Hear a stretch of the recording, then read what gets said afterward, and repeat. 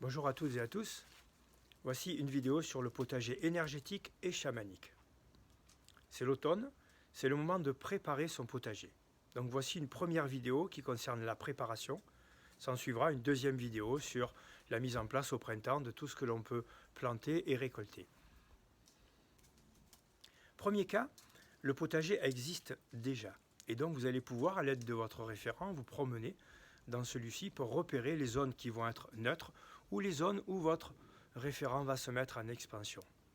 Et de cette manière, vous allez pouvoir mettre des repères dans votre potager pour noter ces zones ou alors utiliser un plan pour dessiner toutes les zones positives où vous allez pouvoir planter vos fruits et vos légumes pour qu'ils aient un taux vibratoire vraiment très intéressant. Inversement, vous l'aurez compris, les endroits où votre aura se rétracte, on évitera de planter quoi que ce soit. Peut-être l'avez-vous remarqué, chaque année, au même endroit, on plante quelque chose, mais ça ne pousse pas vraiment très bien. Eh bien, si vous prenez votre référent et que vous vous mettez à cet endroit, vous allez voir que ce n'est pas un endroit très vibratoire et donc on va éviter de planter à cet endroit-là.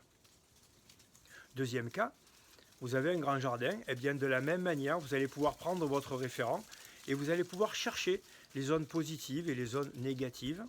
Ensuite, vous allez pouvoir mettre des repères aux endroits où les zones sont positives et puis prendre du recul pour voir à quel endroit il y a un regroupement de zones très vibratoires.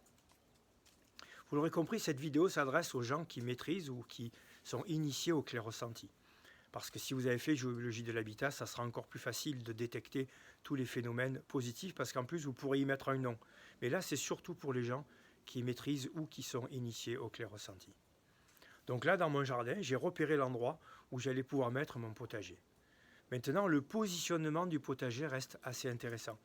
Est-ce que vous allez utiliser le nombre d'or? Est-ce que vous allez faire un mandala? Est-ce que vous allez faire des bacs? Est-ce que vous allez utiliser de la permaculture? À vous de voir comment vous allez positionner celui-ci. Ce qui est très important, c'est toujours d'amener quelque chose de naturel, de centré et de vibratoire. Vous souhaiteriez y mettre du crottin de cheval, vérifiez qu'il soit centré, que ce soit des chevaux qui ne subissent pas de traitement de médicaments.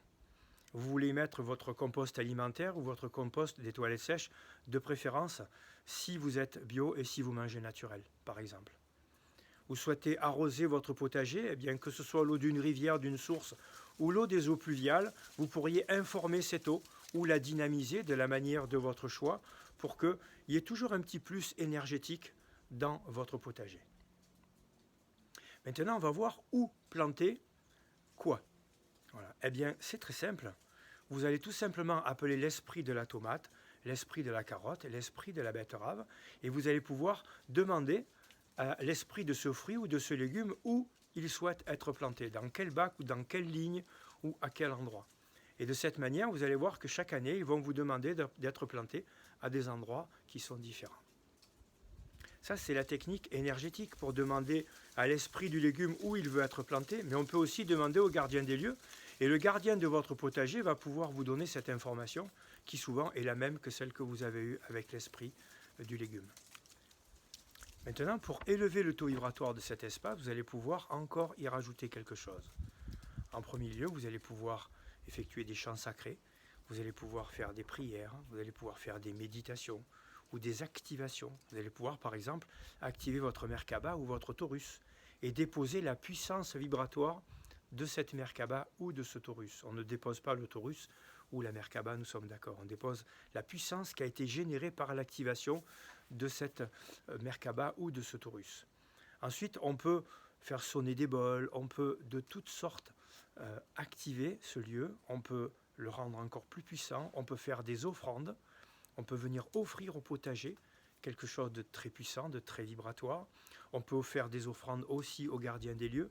Et donc, forcément, vous l'aurez compris, le positif attire le positif. Donc forcément, si les entités aiment les zones pauvres en énergie, les présences adorent tout ce qui est vibratoire. Et donc, il se pourrait que des présences viennent dans votre potager et peut-être même des structures au niveau de votre espace.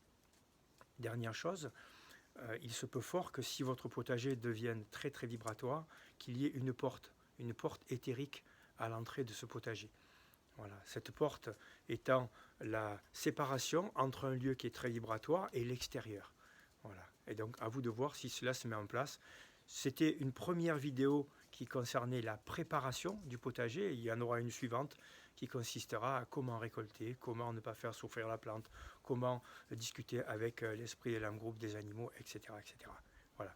Je vous souhaite une bonne préparation et je vous dis à très bientôt. Merci, au revoir.